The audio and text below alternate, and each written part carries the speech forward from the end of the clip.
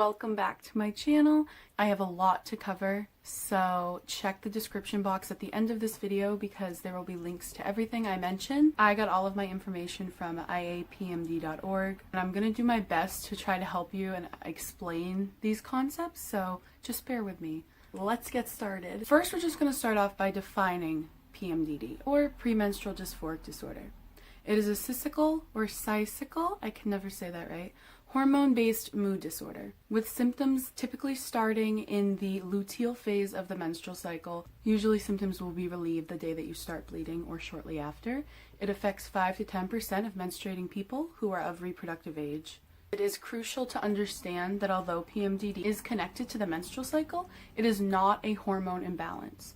PMDD is a severe negative reaction to the natural rising and falling of estrogen and progesterone. The symptoms that you're going to be wanting to watch for are sadness, despair, thoughts of suicide, feelings of tension, anxiety, panic attacks, mood swings, frequent crying, a lasting irritability or anger that affects other people and other interpersonal relationships, a lack of interest in daily activities, trouble focusing, thinking, lack of energy, intense food cravings or binge eating, trouble sleeping, feeling out of control.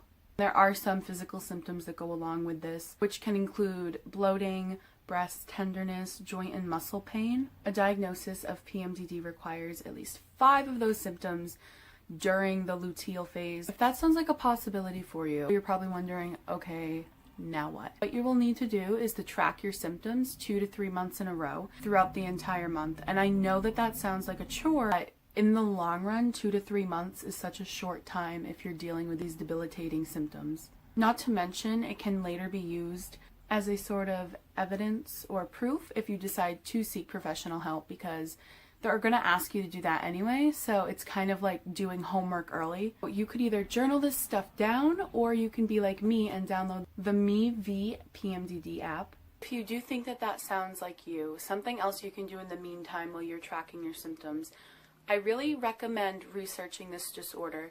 It can feel so lonely and isolating at times.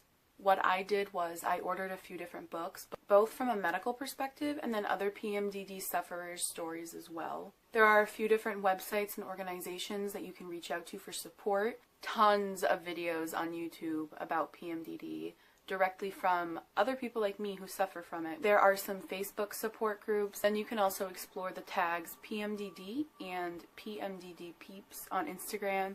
And there's usually quite a bit under there, especially with April just being PMDD Awareness Month.